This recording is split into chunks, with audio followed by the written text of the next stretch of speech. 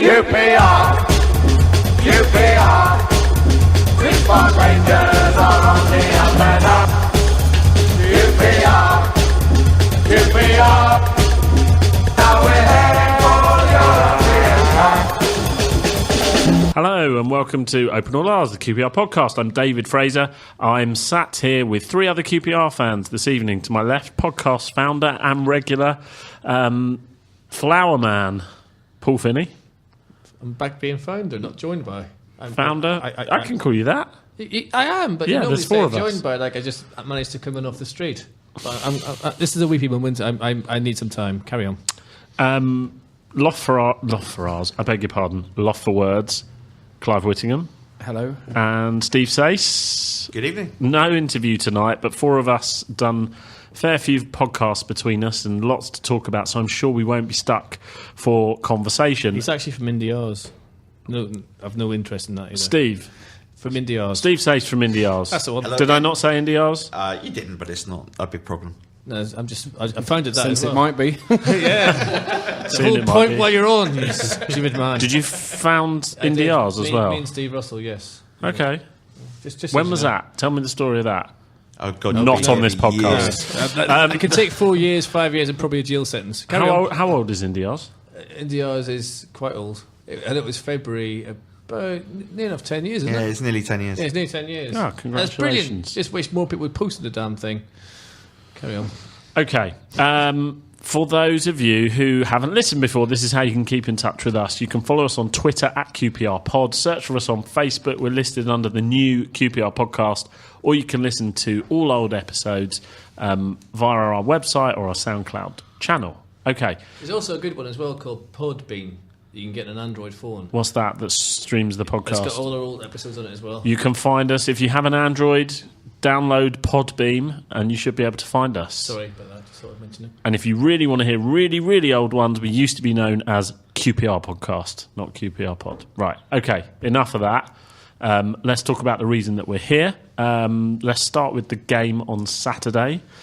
Late equaliser.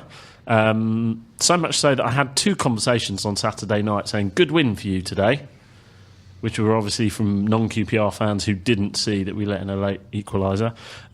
Clive, we'll start with you. Well, you wouldn't have seen that we let in a late equaliser because it was probably during the second reading of the classified football results that the bloody thing went in because, the football was basically secondary to the performance of the referee, which was on a Gurnham Singh level of ridiculousness and turned the whole thing into a farce that went on past 5 o'clock. And briefly a football match broke out every now and again, which QPR played pretty well in, I thought. Maybe deserved to win. Gave up too much possession overall. Yeah. But played well and didn't look in a lot of trouble. The goals, it's not a great goal to concede, but basically by that stage the game had descended to such a level where you could have just started drawing things out of a hat. Yeah. And an equaliser came out. So I love that phrase, not a great goal to concede. When Well, has so, a team ever let in a really good... Well, I would think Barnsley were pretty happy with the Trevor Sinclair, not happy with it. But you just They have to accept stand. it. You just Yeah, have to yeah. I know stand what and you look mean. at it. So yeah, but a goal from a cross that could have been stopped and a header in the area from an unmarked player. That's a poor goal, isn't it? So yeah, and the timing, obviously, something we've done quite a lot this season. Goals in injury time, which is. but were there the same issues around that there have been previously? QPR dropping off, like really, really annoying time to let in, kind of, letting ourselves down. I sense that it was very different this time around. No, I would think you would be a fool to read anything at all into a game that descended to the level it did on Saturday. It was a circus. I just think there was no pattern to it. We can take nothing out of it other than the fact that we played well and could have won. But it was such a lottery by the end, the way the guy had handled it to that point, that I'm reluctant to basically take anything other than nobody died. So, let's go home, play the next one. That's all I can say, really. Finney? The only thing you say about that referee was like Mr. Magoo and acid. I mean, I don't think he got a single call right the whole game. There's one for our younger listeners there. Maybe. Yeah. And to be fair, he should have been sponsored by Preston, because at least then we know he's on glue. Because he made some... He did, didn't he, Clive? I mean, some of them things... I know you talk about Singh, but Singh actually... How bad he was, at least he started a riot almost in the loft that day. It almost went mental. But your man just everyone was just bemused by the end of it, because everyone knew he was going to make the wrong call. When the ball went out and they clearly kicked it out, we knew they would get the throw in. When their goalkeeper runs into Hull, Hull wasn't anywhere near him, and tries to start a fight, when the goalkeeper should have been probably sent off. He books our player. Things like that, and it was awful. But saying that, I know we said it the other week, last week, if anyone actually heard it last week. Sorry about that for you regular listeners. Not the greatest sound quality. The difference Clint Hill's made is amazing. I mean, he's just come back in and marshal that defence to the extent that I don't know what you felt, I didn't think, for the 90 minutes, I didn't feel threatened at all. Whereas before, in the first 90 seconds, you feel you're under siege. I mean, the defence is Perch at left back has been outstanding. I was surprised that they scored, because I never felt all the way through. I thought we were, like I say, giving up a bit too much of the ball. I thought we were always in control of it and never looked in that much trouble. And like you say, Hill is playing exceptionally well. I mean, maybe we need to kill teams off. Maybe we need to... Cherry missed the chance, didn't he? He had the chance. Yes. 10 minutes. 10 minutes left. Goes through on the goal, and I would have fancied myself to read what he was going to do. He was blatantly trying to draw the keeper and flick it over him. So you've got to take those. He doesn't score simple goals, does he, Cherry? I remember I was thinking he missed an absolute sitter at Hull earlier in the year from about a yard out, and yet 25 yards. He's great. I think he's a new Mark Falco. Well, only scores spectacular 20 yards. 1 yard in, it's like, I'm not doing this. It's way too easy. It's too easy. Nah. Remember, we have an 8-year-old listener in Little George. So for our younger listeners, explain when you say the new Mark Falco. Mark Falco, famous for... Foley in the ball from about 35 yards, terrible goals. from 1 yard. They were even 30 yards. They were always on those compilation videos, the Mark Falco goals. There's lots of people who probably are sitting around who actually know who Mark Falco was, because we have got a lot of history. And old people still listen to podcasts, David. No, I know. I'm just saying, for those who are not in that category... And for those of you who do remember Mark Falco, who aren't actually at home yet, he was decent, wasn't he? I loved his... He did a brilliant volley against Chelsea. He also did a fantastic one against Southampton many, many years ago. Anyway, sorry, carry on. Steve, you look like you were about to say something. Yeah, well, I didn't actually go to Preston. I'd other stuff to do, unfortunately, and I've clocked up a few long away trips this season. So you don't have to justify yourself. It's fine. Thought I'd give that one a miss, but fair play to the 700 who did go. From what I've heard, and I've read Clive's report as well, sounds like that we did play really well, that we dominated it, and absolute clownery from the officials. But I think there's real signs actually that the team is just slowly starting to come together, and if we obviously there's a few results that we need to take out of that reckoning. We were appalling at MK Dons. Actually, though, since then, we've got a couple of wins under the belt. I think we're starting to look a lot more solid. I think the thing about Clint Hill is really interesting because I'm a big fan of Anua, but I just don't think he's a captain. Mm-hmm. And you just notice such a huge difference when Hill is on the pitch. He's constantly talking, constantly organising. You don't see Anua doing that, and I think some players are born to be captains, to be leaders, and Clint is, and Ned isn't. So, I don't know how many. We don't know if Clint's going to get a new contract next season, but I hope he does get another year.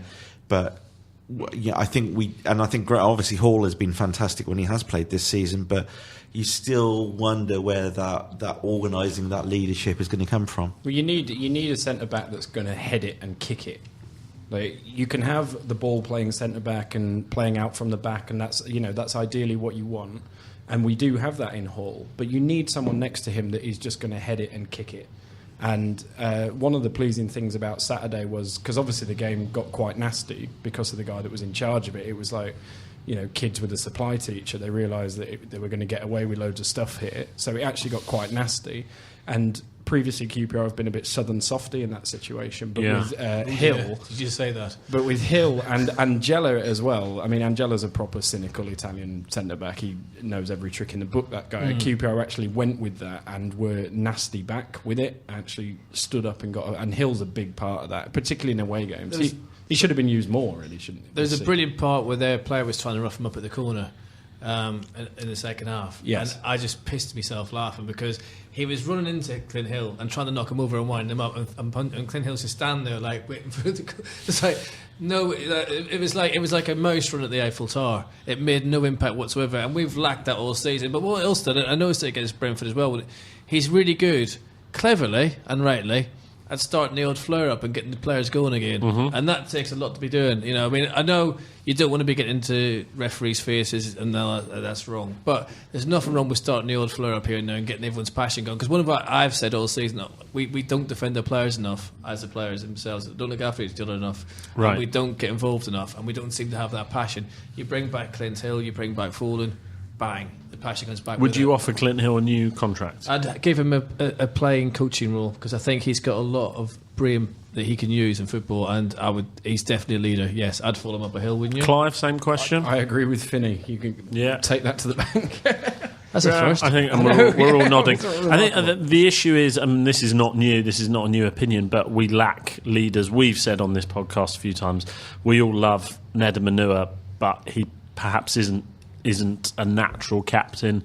With Clint Hill, you know what you're getting. When we always sort of seem to sort of roll him out, it's that old thing we've said a million times. Oh, it's March, must be time to play Hill, Mackie, and Derry.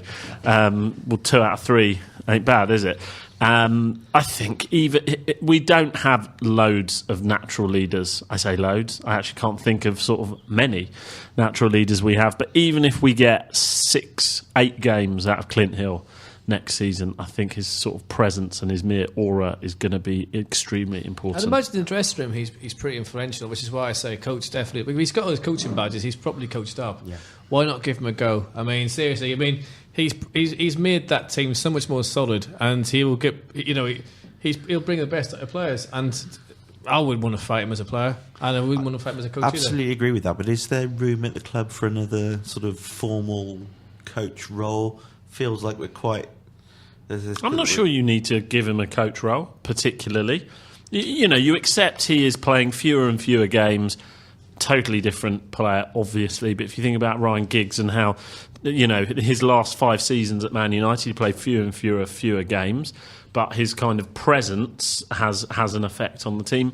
Like I say, why not just have Clint Hill as a player? He may only play 8 games next season and be on the bench, 10, 12 times or whatever. But I think having him around, he can still do a job based on what we've seen the last few weeks as a player. And have him working with one of the junior teams as well. Yeah. Ease him into it that way. But you don't, particularly when you're going through a transitional period where there's a lot of players coming in and out, you don't want people like Clint Hill leaving your club. A lot of what happens this summer is probably going to depend on who they can shift permanently out of people like Fur, Sandro, who aren't exactly tearing their loan spells apart, are they? You can't imagine West Brom are going to be massively keen to take Sandro permanently. So, although I heard a story which I actually don't know if I can repeat on here. Repeat it and we'll decide after. Odds are that Sandro will probably stay at West Brom on loan due to various agent relationships. Well, I don't care if he goes to China. As long as he goes somewhere, he's not on our wage bill. China could do us a big favour. It's like the new Turkey and Russia, isn't it? It's a dumping ground for overpaid, injured, ageing footballers, which, incidentally, wishing Sandro a happy 27th birthday on Twitter last week. I laughed my tits off. That geezer's not 27. That was a tough paper round, that one was. If that guy is 27, you are all invited to my 17th birthday next week. I think he's the same mother as Diego Costa. And possibly seeing as we're talking about contracts, potentially obvious answer, Ali Forlin. It's more why isn't there a new contract in place for him? Ferdinand seems to suggest at the fans forum last week that he's still on quite a wedge. Okay. No. Well, okay. I think the club has been in the total whip hand over Ali for the last couple of years. They've given him a couple of extensions, and would they not have? But this was a pay-as-you-play, and they didn't have a gun to their head to give him this contract. They held all the cards. Yeah, so that's obvious. You're obviously when QPR are in that position, that's when they're at their most lethal. I would be massively surprised if Ali's even on the top earners. He would stay. He's been on the podcast long enough. People listen to this will know, and you hear the passion from the fella. The geezer doesn't have a garden. We know that from on the podcast. He started at the farm. He lives in a flat with a balcony. No. But the thing is, I think the thing is with Rangers is it's always the thing is, I get it. They're trying to be careful now, but don't be overly careful and kick everyone out that's got a bit of soul to the club. Exactly. Yeah, Just in the same way that you don't want people like Clint Hill leaving your club while it's in this transitional stage, you definitely don't want Ali Falling leaving. So yeah, I mean, I would renew it. I'd renewed it already, but you don't. You can also see the club's point of view to an extent in that even at the start of this God, season... you've changed. Carry on. Oh dear. No, at the start of the season, there were people on social media saying, "Oh, what are we giving Falling another year for? You know, he's only one tackle away from another long layoff." And actually, if they gave him a really long contract, they're going to get hit that way if Ali can't fulfil that contract. Falling himself has said he's just concentrating on getting through this season, and if he gets to the end of the season with no injuries, then we'll talk. He said that himself. I'm not going to scud the fella, but he took some punishment in the games he's played. Yeah. And on Yes. Saturday, he took a lot of punishment. Well, from what Preston. started the whole farce with the referee on Saturday was that a Preston guy, after 5 minutes, put a horrendous tackle shocking. in on him that Shocking. didn't get a yellow card, which basically gave everybody carte blanche did to that do as they a please. few games ago as well, didn't he? Where it was at Loftus Road. The Brighton, the last- Brighton game. Yeah. He was tackled and he jumped up and Rightly so. We didn't see him Saturday morning. On both occasions, rightly so. They were just horrible. I think with Ali, what he brings to the club, he brings a calmness. But then you said before the Brentford game, he was up for he knows what the club means. He gets it. You don't have to tell him. It's a bit like Clint Hill. He's not. They don't have to be from the area. They just have. It's funny how what we're going to do in 20 years' time. There's been no one from 2010 left. We'll have to really panic to get some soul back into our club because it seems to be without them lads coming in now and again, we lose our way. Well, I was going to say what I often think when we've got players, when you listen to players on this podcast from sort of 2003, 2004 and whatever, and they still really love the club, and you listen to people from 92, 93, they're the same. I often sit and think, well, who do we have now that in 10 years will be on the podcast? And Falling is one of those. But the other thing I would say is, aside from all the emotional thing, still our best midfielder. We're still a much better team with him in it. Agreed. I feel a little bit sorry for the club on Daniel Tozer because that looked like a decent signing. They knew they needed another Falling because Falling can't play all the games. They got Tozer, who'd had a good season at Watford in a promotion season, and Tozer's been awful. And you can't legislate for that, but they know that we haven't got anyone at the club that can do what Falling can do. So even aside from the emotion, I was just going to say that I think the last couple of games I've seen, Massimo Luongo is doing more of a Falling job. I think he's holding the ball and distributing it. I don't think he's defensively as good as Falling, but I think I'm really impressed with how he's coming along. And I think maybe he's even got a bit more attacking flair to his game than Ali. So I don't think. Yeah, I do agree. I mean, we haven't got a direct replacement for Falling, but I think Luongo could be in time. You could actually play them together, I think. well, they tried that for a few weeks, but it was in a 4-4-2. And basically Fulham walked straight through them. Didn't they? But to be fair, we could play Fulham with Messi and sign the like. Real It's a shame we gave them those 6 points. They'd be gone. Don't. Right. That's gonna seriously. I'm not joking. One thing that's really upsetting me is that Fulham are going to stay up probably in the 6 points they got off us. Yeah. There is nothing more devastating than that. I tell you, I'm absolutely because Brentford still might go down to that's handy. But absolutely gutted that Fulham are probably going to stay up. Two other contract-related questions. Sorry. David Hoylett, does he get one? Oh, I think that is probably the trickiest one. My initial feeling was absolutely not on your Nelly. You can't have a 4 year. For years, yeah. You can't have Not on your Nelly. That needs a retro Sorry. bell. Ding ding. Not on your Nelly. Yeah. You can't have a 4 year contract and only turn up for half a year of it. Although Joe Barton did almost a good job of doing that. But actually, I think Hoylett has put his back into it. Is he playing for a contract? I don't know. He's gonna be on fairly big money. Year extension on reduced terms. I suspect he's our top earner now, along with Sandro, because it was still on a contract from the Mark Hughes era. Yeah. Don't make the same mistake we made with Armand Traore. If somebody has only turned up for the final 2 or 3 months of their contract, the reason they've done that is because they either need a new contract from you or a new contract somewhere else. And I think if we did anything other than renew it for 1 year on massively reduced terms, we would find that he just went back to being the waster he was before. What I would say is, No. it's it's clear that he's doing his best to get a contract, and we're doing well out of that, so that's a good thing. Yeah. I wouldn't give him the contract because he didn't do an awful lot before that. And also, in all fairness, what was he doing for all those years beforehand? Exactly. Nothing. And he's What you mean at Blackburn? And no, when he came to Rangers, Right. And also not being. It's nice that in the player we thought we signed, but let him, at least this way he walks away. When he comes back, he won't get booed. Where if he stays and he turns back to what he was, he's going to get booed. And let's not go overboard about how well he's playing. He's playing. Yeah. He's playing reasonably well. He's not tearing trees up. He's clearly trying. I think Yeah. Which that's fair to but say. that's how awful he was before. That we're sitting here going, at least he's trying. That guy's on serious wedge. Like, He could go with his head held above his shoulders now. I don't even think he can, mate. Like, No, he's done all right. He could go in that way. He won't get absolutely mullered like Sean Wright Phillips did. And Well, no, other people like that guy was a problem. He's got Junior Hoylett's got Chinese Super League written all over him, hasn't he? Because he's another one of these players like, as in for his next move, he's another one of these players like Sean Wright Phillips. He's earning way too much money to get a deal anywhere that he wants to play in this country. he'll go to Germany and do quite well. Again, I heard a story, and again, whether you can put this out or not or whatever. Go on, Clive. Yeah, we'll put it out. Is that he actually? This is to his credit. Had an offer to go permanently to MK Dons when they came up last summer, but obviously with MK Dons' budget and whatever, the contract was vastly inferior. But he wanted to take it so that he could play football, which speaks to his credit. And his dad, who is also his agent, said absolutely not. You will never get a contract like the one you've got at QPR at the moment. You are going to sit here until the end of Junior this contract. Hoylett Senior. Junior, senior Hoylett. It's an interesting one. Isn't That is interesting. Might be nonsense, but it?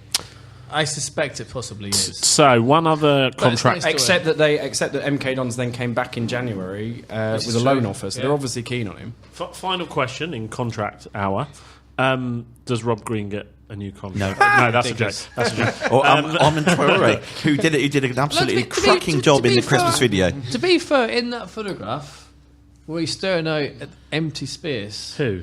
Rob Green in that interview did, Yeah. and they've got the photographs where I mean, that's brilliant. That's the best football goalkeeping shot that- I've ever seen. That was so interview, self-indulgent in my view. That interview, obviously, a journalist who is a friend has done that interview. And Matt Lawton, is it Matt Lawton? Yeah. He's obviously not watched us at all this season. Well, I would say a couple of things about that interview. I'm not in the habit of tweeting journalists because it's very annoying when people do that to me when I've made mistakes in articles. So, but he said in that article that Robert Green is still clearly the best goalkeeper Comfortably, at I QPR. think, Comfortably was the best, the word. which anybody that has watched us this season knows is not the case, and Yeah. knows how much Alex Smithies has improved us. And his logic was he came back to me when Alex Smithies has played for England. Oh, that's ridiculous. By that logic, Les Ferdinand is still the best centre forward at our and club. David Seaman is actually the best goalie at QPR. Yeah. so he said to you, Yeah, I mean, he's a Daily Mail journalist, mate. So let's, "Don't start me a Daily Mail." it comes Carry on. it comes with.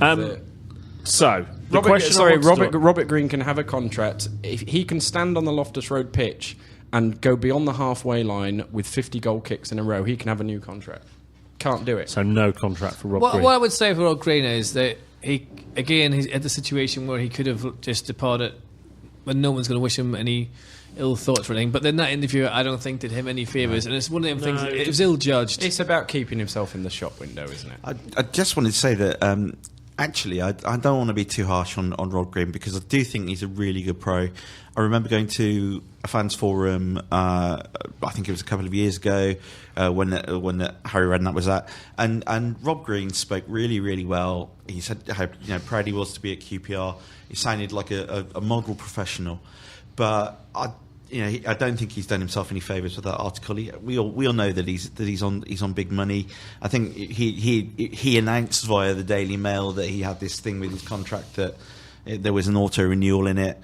I think which it's he time could for him, have cancelled. Yeah, which he could have cancelled. I think he just needs to move on. And yeah, let's not. And also, I would add to that, he clearly hasn't been treated well by the club, but QPR treating people not well is not new. No, Clive, I don't want to get you started. £50,000 a week going into his back. I wish QPR were treating me that bad. And without going into it, Clive, I think I know I don't want us to get into it, but the money someone's paid has got nothing to do with it. It doesn't mean that you shouldn't be treated well, with respect, and be treated fairly. Disagree. But I definitely wouldn't offer him a new contract, and I'm not part of the Rob Green fan club. The point I was going to make was that is kind of by the by. I agree on no point. Well, the point for him in doing that interview presumably was to angle for a new move. What the last thing I wanted to ask you about a contract is Carl Henry out of contract? Yes. Does he get a new one? No. Yes, on greatly reduced terms. Because the club were going to release him last summer, but he had this option that was on his side. So he's still on the contract that he was given during Redknapp's time. I suppose the question we can't He's control on the terms. The question is, does he get offered a new contract or say yes, at the right price? But a contract relative to his ability, which is not what he's on now. I think I'd probably... Oh, God, that's another tricky one, isn't it? He has a bit of a roller coaster of form, doesn't he? He has times when he's absolutely appalling and really can't influence the game, and other times when he does exactly what he's meant to do, which is to be the holding midfielder, get tackles in, and to break up play. So, tricky one, I think, maybe on reduced terms. Absolutely not. Why not? Because that role, we need younger players to come through, and Henry is one of the players I would like to see go, so we can create a pathway to the first team. Not maybe for younger players to come in, like the Washingtons, like other players. All right, Washington hasn't said it before. I get that. I understand that. I'd like to see younger, hungry, lower league players coming in and having that role. So I would let them go. I actually don't disagree with you on that. If they have scouted and know of a player that they're going to sign in that position, I wouldn't want us to sign a player, renew Henry's contract, and Henry be blocking somebody else's. But so okay, if I'm playing devil's advocate, why do you apply that logic to Carl Henry but not to Clint Hill? Well, surely Clint Hill will be blocking someone's progress if he gets offered a contract next year. Because Clint Hill's got a lot more passion, drive and desire for QPR than Carl Henry will ever have. And also, Clint's clearly not going to play very much. If he do renew his contract, he's just sort of around the place in case it all goes to shit and we need him, or... it's valuable to have people like that. Carl Henry doesn't bring that value, as How you old said. is Carl Henry? 31? 30? 31? I think he's older than that. I think he's a bit older. He's done well to have the football career he's had. I'm not slagging him, and long may he continue playing better than he has this end of the season. He did at the start of the season, but no, I wouldn't renew his contract. I don't know if I made that clear.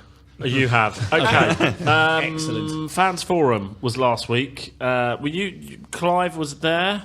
Steve, were you there? No, I wasn't, no. I wasn't. I have read your write-up on Loft for Words.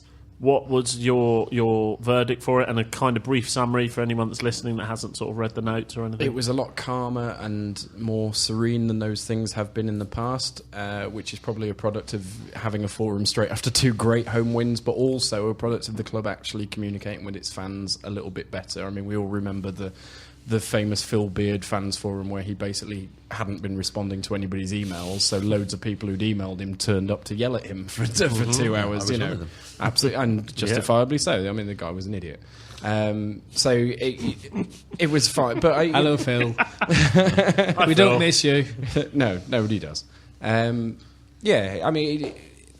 The thing that I was saying to Paul in the pub before is because we were talking about why would you not start, if Junior Hoylett is going to go, why would you not start picking Connor Washington in that position just to give him a go? And I said to Paul, if they happen to lose 3 in a row, which they could easily do for one reason or another, our next 3 games aren't particularly easy. If we lose 3 in a row, there will be people that want Hasselbank sacked again. So there are people out there that are just sort of that short term about it. Yeah. So they had a forum last week. We'd won 2 home games. We played well, and the forum went sort of nice. Do you really nice and think calmly. it's that one-dimensional? That it's that simple because we were on a good run of form? It went okay. No, no. As I've said, I think they're doing a good job. And those 3 people that were sitting at the table last week, Hasselbank, Ferdinand, and Hughes, they should just be left to get on with it. So do you not think it's changed quite quickly? With Les Ferdinand, not changed quite quickly, but there were, around the time that Chris Ramsey got the sack, there was sort of a few murmurings about Les and, kind of discussions like, let's hope he doesn't ruin his legacy. But now they seem to have cleared up with a bit of form, I guess. For me, Les, fantastic legend, and I just think the jury's still out. I don't think we've yet to see what he's really going to deliver. And I think there's things going on with the team and the formation and the coaching that maybe still need to be looked at. For example, we seem insistent on playing 4-2-3-1. Now that's obviously Jimmy Floyd Hasselbank's territory. I don't think Les is choosing or influencing the formation at all. But what influence is Les having? Is it at a much higher strategic level? Is he deciding on contracts? Is he informing the player strategy for next year? I think Les needs more time in the role for us to actually make a fair judgment about what he's actually brought to the role. I just think it's too early to say yet. I think what doesn't help is again, me and Clive talked about earlier on in the pub. The under-18s are taking a hammer in this season. The results are terrible. They really are suffering. The under-21 so-called reserve side, we've had 70 players, a lot of trialists. It needs to be more settled. We need to have again, it's pathways. We need a pathway to the first team. Send players, under 18, under 21, out on loan, near the first team, whatever. But there's something going on with it. I mean, and that's a league problem. The reserve leagues now are terrible. I mean, I remember the days when you used to parade the QPR team in the pitch we won the Southern Floodlight Cup, or things out there. So, and football's changed because, obviously the Premiership teams don't care about reserves. They've got half their players playing halfway around the world or whatever. But that needs to be and that's not necessarily Les' problem. But yeah, the jury is still out, but he'll never lose his legacy as a player because he, single-handedly kept us up for quite a few seasons, so he'll never lose that. It's just a question of can he step into the role that he's got and make it a good role for himself, because people forget he's got no experience in this, regardless of anything. He's never done this sort of thing before. It will take time. I felt it was sad how Steve Gallen was treated. You talk about how you treat people earlier on. I don't think Steve was treated very well, and I put that firmly on Les' shoulders, unfortunately. And maybe he'll learn from that, and experience will teach him not to do that again to somebody. How did Hasselbank perform? Charismatic, sort of funny guy. He had a good answer for everything. I'm more bothered about how he's performing as a man, and I think you can see clear improvements across the board in our team, in its fitness, its shape, the way it's defending. You've got to remember, we had the worst defensive record in the league at the end of September. I think since Smithies has come in, we've kept clean sheets in half of the games that he's played. We look fitter and better. I'm more bothered about that than how he performs at a forum. I personally think Les Ferdinand's done a terrific job. As Finney says, not experienced in this role. But we have brought the average age and the average wage of our team down this season. We've cut costs across the board. We're in the top half of this division. We're well positioned to move forward next season. He was quite defensive, I thought, last Tuesday. There was some pointed questions about whether he picks the team and whether he does that, and he was quite defensive. And this habit that certain sections of our support have for turning on their own. Les Ferdinand is one of our. I know he's a Tottenham fan, but he is one of ours. He's one of our. He's one of our greatest ever players.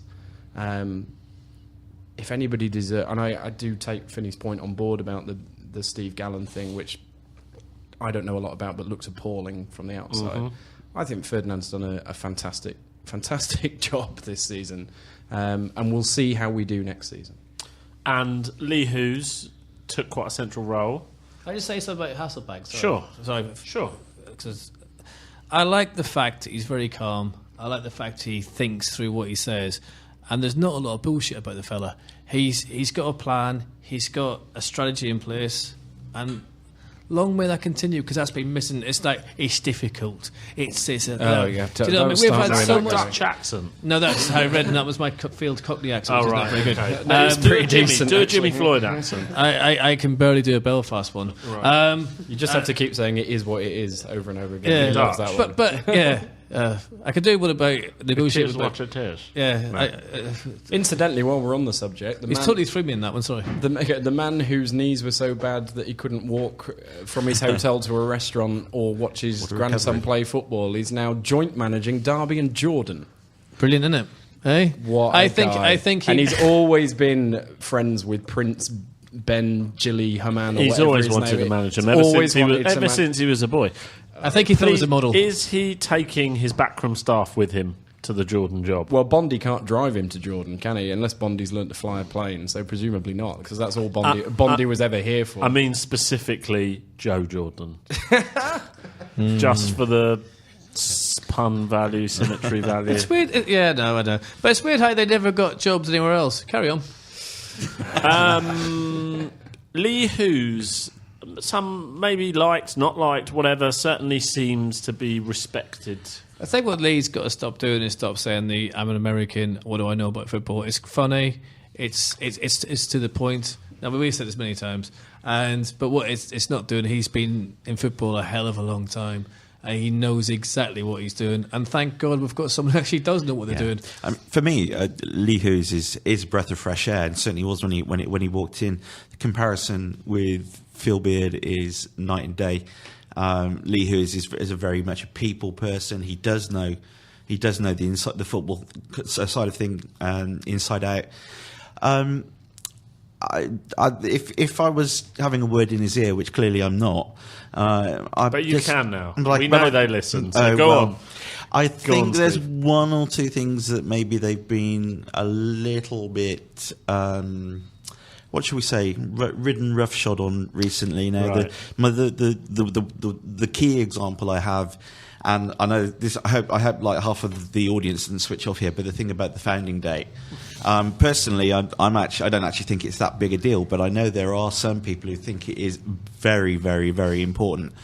And at a recent supporters consultative meeting, I feel that Lee basically thinks no one cares. And that it's not something that he wants to pursue, and I think we're staying with 1882. I felt that was a little bit dismissive of some of the strength of passion that there is, and when you've got someone like Gordon Macy, a club historian, sort of insisting it should be 1886, he should at least be listened to and not kind of dismissed as a bit of a joke. So I think it's one of those things. The club has to remember that they are custodians at the end of the day. We'll be around long after they've gone, and the club will be around long after we've gone. I think so. The thing about the date is, I know I'm going to lose the audience. Let's not do the date. No, but hang on. It's important to some people, Dave. I know. But I know it's important. But what I would say was that Christmas is around the corner. Okay, and a few. Actually, it's Easter, but never mind. Let's not get technical. Let's not that be a cross to bear for anyone. The thing is, you call this week Jesus Week. Yeah, usually because my mum's mad on Jesus. Anyway, so what happens? Why 1886? A few years ago, we wore this 125 years in the back of the shirt commemorating our founding date with 1886, and now we're still going with 1882.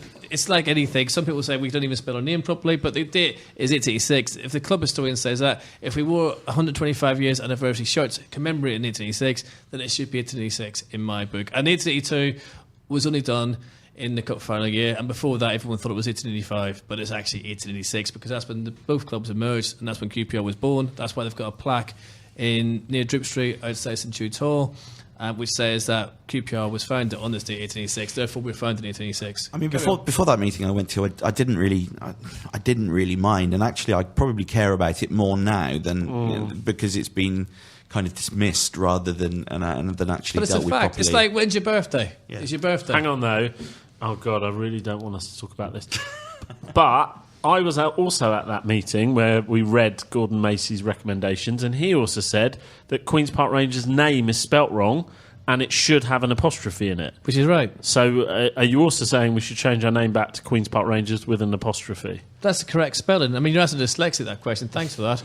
But Queen's Park, everything, the park was named after a queen that was given to one of Henry VIII's wives. I think it was Catherine Parr. I don't know if I said that right or whatever. But it should be with the apostrophe. Right? Yeah. I don't think I knew that. Anyway, the thing is, it was taken out by Ron Phillips, I believe, because he thought it just didn't look right. But the correct spelling should be with the apostrophe. But I will not down a trench over that one, but it's still wrong. We should get a name right. Ours End. No, sorry. Not on that, but we have had various degrees of competency at CEO level at our club. Yeah. We have employed a specialist in exactly the situation we're in now, and they think that we've met financial fair play this season, despite the Sandro thing, despite the Fur thing, despite the Green thing, despite having to renew Henry's contract, despite all of that, they said that we've met financial fair play this season. Hats off to the fella. Badge or no badge. Have we got George Osborne's accountant to do that? You know what I liked about Lee Hughes at that supporters meeting that we went to? He's not afraid to stand up in front of a room of QPR fans and give his honest opinion and tell them that he thinks they're wrong. And the example of that was we were talking about the admission prices campaign, the 20's plenty, as in 20 quid is enough. And he said, I totally disagree with 20's plenty. It isn't enough. How do you know that 20's plenty? I know what we need to run a club properly, and I don't think it is enough. I would like us to charge 25. Now, even if you disagree with the guy, at least he is not playing the easy PR win of trying to appease the fans and kind of either not mentioning it or saying 20 is plenty. At least he's giving his honest assessment of the situation and isn't afraid to express that. Less Fernandez and more Hughes. Knows what he's doing. The thing, all right, quickly on the 20 plenty thing, that works if you ignore our wage bill and the fact we've wasted millions upon millions and millions of pounds. The Football League have got a serious problem now because the Premier League have price capped away fans next season. Yeah, I agree. And I think that's really unfair in a lot of league clubs who need the money. And perhaps it's time that there's a wage cap in the Football League that will actually help everyone, players and clubs. If we vote, presumably if we're out of Europe, things like that are a lot easier to implement. But this is not a discussion for now, because now we are moving on. What the hell's that got to do with it? Because if we're out of Europe, we're not subject to kind of quotas and things like that over European players. You think the Football League even know about Europe? They even care about Europe? Don't be ridiculous, Steve. I don't even know what year it is. Carry on. R's End. Let's go to the R's End. We've got 5 minutes. I will start. It is 3 years tonight since Queen's Park Rangers 3, Liverpool 2. Yay. That was 3 years ago today. I don't really know what I want to say about it, apart from there are a few games in memory where you really think that is what it is supposed to be like, being a football fan, being a QPR fan. That was a tremendous night. That proved to me that football is the best soap opera, the best movie, the best drama available. Much better than anything you can get on telly. To come back from 2-0 down, and who scored the goals? Sean Derry, Jamie Mackey, scored, and Djibril Cissé.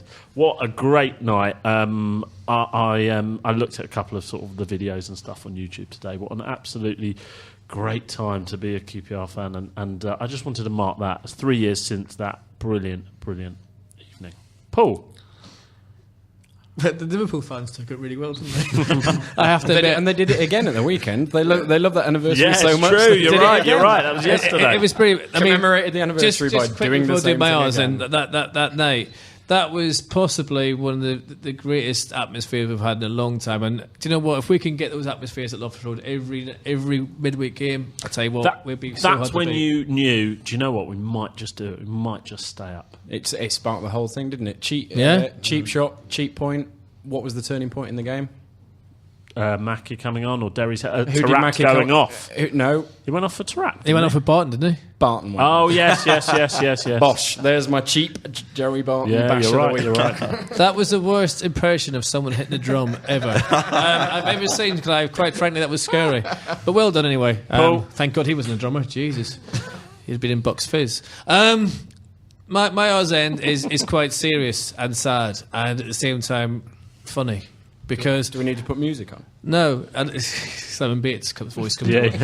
That's what. No, I listened last week to the Radio 5 Stan Bowles with his daughter, and well, sometimes tears will be filling up in your eyes because you hear the whole journey that his daughter's having in his life now, and he's clearly in a wee bit of trouble, Stan.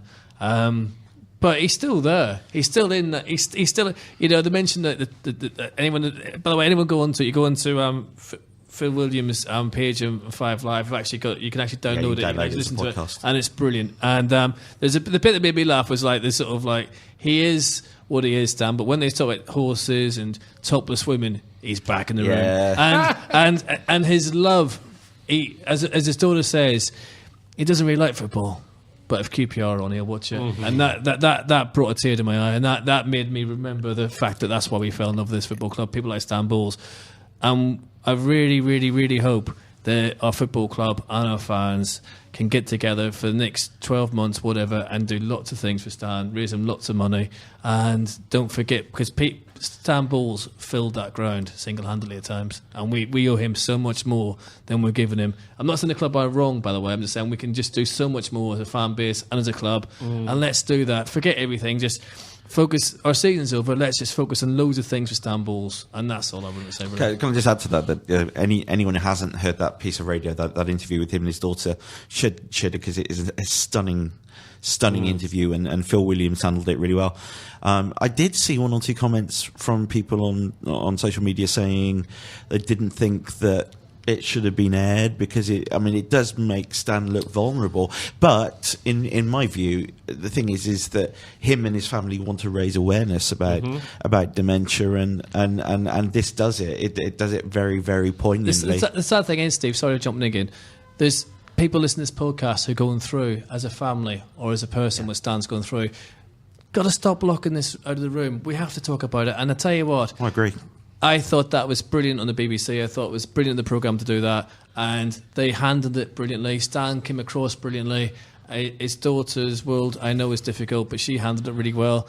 And yeah, just brilliant radio. Please listen. Every QPR fan, listen to it. Please, you have to. We'll retweet the link tomorrow. Please. Yeah, Steve.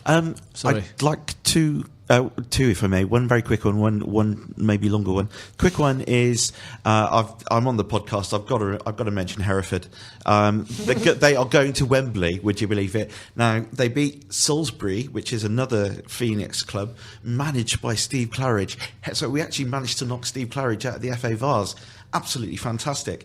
But it's brilliant because there wasn't a club there. December 2014, Hereford United disappeared, and so they're up and running again and going well in the 9th tier. Can I just point and say I wouldn't mention Glen Tourne, but they're shite. Carry on. The slightly longer one is the club recently asked fans to write to the Old Oak Development Corporation. I probably got that wrong. In support of a new stadium. And this is probably going to be a bit controversial, and I'll probably get some stick about it. I don't care. I'm not going to write on behalf, supporting it because, number one, I do think we should have a new stadium. I think we need it for economic reasons. I think Lee Hughes made the case very well.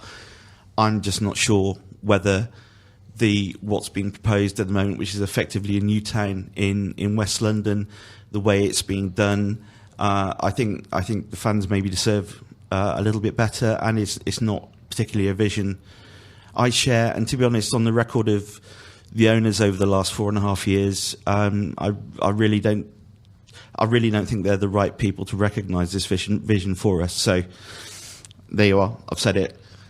Christ alive! That's your. It was nice having this podcast. We'd like Nice to thank knowing you, Steve. Sure. We'd like to thank everyone for listening to us over the last few years. Not to go too deep, because you could do a whole podcast on that. It is one of the big mistakes I think QPR made was leaving that in the hands of Philip Beard and Anthony Spencer to begin with. I know this is basically turning into the Philip Beard hour, but there's our title. Yeah.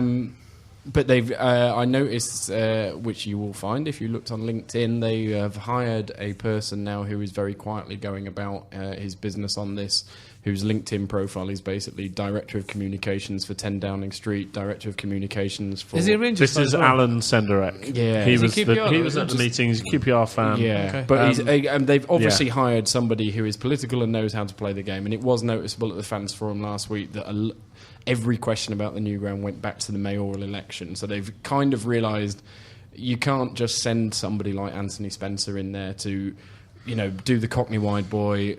I built the Arsenal ground, so we're going to have a new ground here, whether you like it or not. So they seem to have come around to the idea that they've got to play the game. My worry is that we're going to spend so much time on this that we're going to lose it, and if we're not going to get it, which I don't think we will, we need to look for somewhere else. Or we need a new also stadium. don't lose sight of you need to maintain and keep the ground that you're already That's what I in keep good saying order to them. and work it harder than you're working it. Although I think Hughes said at a recent meeting that our non-match day income at Loftus Road has gone from 15,000 a year to 100,000 a year. So they are doing a bit of that, but Loftus Road, you need to keep. You can't just say, "Oh, we're going to leave here in 5, 6, 7 years," because you're not. So It needs doing up. We honestly, the stadium is a whole other, not even a podcast, a whole other series of podcasts in their own right. Just one more thing on that. Perhaps we should do, but more, not now. Just one more thing on that. I just think I'd like to see some debate about what kind of club we want to be. Obviously, we want to be a successful club, but do we want to be rattling around in a huge stadium? And I'm not sure what the answer is. I mean, I don't have an answer up my sleeve. I certainly, as a private individual, I don't have an alternative. But I think I don't like the fact that this is the only option on the table. I'd like to know whether there are actually other real options out there. Well, it's the only option for now, but presumably if it doesn't come to fruition, there are going to have to be other options. Quickly, in one second, without going wrong, do up the ground. Promote yourself in the area, do it up Shepherd's Bush, let everyone know that you exist in the area, because you come out of any tube station, you wouldn't even know QPR exists. Do that, build up your fan base, then we can get people locked outside, and then we can start talking about a new ground. As it stands now, we need to really work on building the fan base, building the ground, and also being proud of where we come from in the area. Clive, how you doing? Clive, finish us off, as the old saying goes, as the actress said to the bishop. Happy ending. Yeah, no, I've got so much that I could say on that. Me too, but let's not do it now. It's a whole new podcast. Short, Yeah, it is a whole new podcast. Short one, Seb Poulter hasn't had a mention. I think he's playing really well. Yeah, it gets a lot of grief from the people that sit around me, and I think he's very effective in his own unique way. And I'm liking his elongated, extravagant goal celebrations. Yeah. Is it a Devon White? Secondly, better than Devon White. No, he's about the same as Devon White. Yeah, Devon White was all right. Yeah, Devon White was all right. I think he. Sorry, okay. go Anyway, ahead, same job. Secondly, just to attract criticism for talking about another club on the QPR podcast, and I know you've done Leicester already. Yeah. But Alan Birchinall, who is a former player of theirs and does their halftime announcements and a lot of fundraising, made a point at the last game of last season when we were busy getting done 5-1 with my friend Joey and various other people prancing around. Made a point at half time of coming over to the away end and announcing to the ground that the people in the corner had come to support their team today, even though they'd been relegated weeks ago. And he thought it was fantastic, and that he made a point of saying that these are proper football fans here. Their team's already been relegated, and they will come back stronger while people like this still care about them. And he made all the Leicester fans clap the sad few of us that had gone to watch. And if Leicester are going to win the league, which is looking increasingly likely, I'm really delighted for him, because he seemed like a top fella. He didn't need to do that. I agree. Look, it's probably worth saying again. However bad, when your club is doing terribly, when you're not, when Leicester is the hope for all of us. When we're languishing wherever we are, but one day we could be Leicester. We could be that club that comes from nowhere and wins the Premier League, because they will win the Premier League. So they are to 87 clubs. So that's the 92 minus the 4 Twats. At the top. They are an absolute inspiration, and we will all be celebrating. And the Premier League, when they win the Premier League. You know that Philip Scudamore will do when it will have his head in his hand banging it off the wall because he only likes Man United or Chelsea. Yeah, well, anything that upsets that guy is a good thing. Exactly. And I'll let it go that his name isn't Philip Scudamore. Oh, one right. Last thing. Can I just wish Mr. Fitzgerald a safe recovery from his recent heart bypass? Agreed. Yes, you can. Okay, this has been Open All Odds QPR podcast. We are not here next week. There's no football on the Easter weekend. There is. It's international. Okay, there's internationals and there's lower division. Can you ever remember it? No, I was trying to think about Connor this. Washington, thank you for being called up to Northern Ireland squad. That means one of our last players wasn't Steve Morrow. I know there's no football. I might go down to Barnet at the weekend. They got Luton at home. I might go down because there's no football. I can't remember the last Easter weekend where there was no club football anyway. You know they're in Edgware, yeah? Sorry? You know they're in Edgware now, It's don't around the corner from me, isn't it? you? We are not here next week. Therefore, Gabe, just looking at you, the engineer, we're not here next week. Thank you for listening. This has been Open All Ours. QPR, QPR, Clipboard Rangers are on the up and up. QPR, QPR.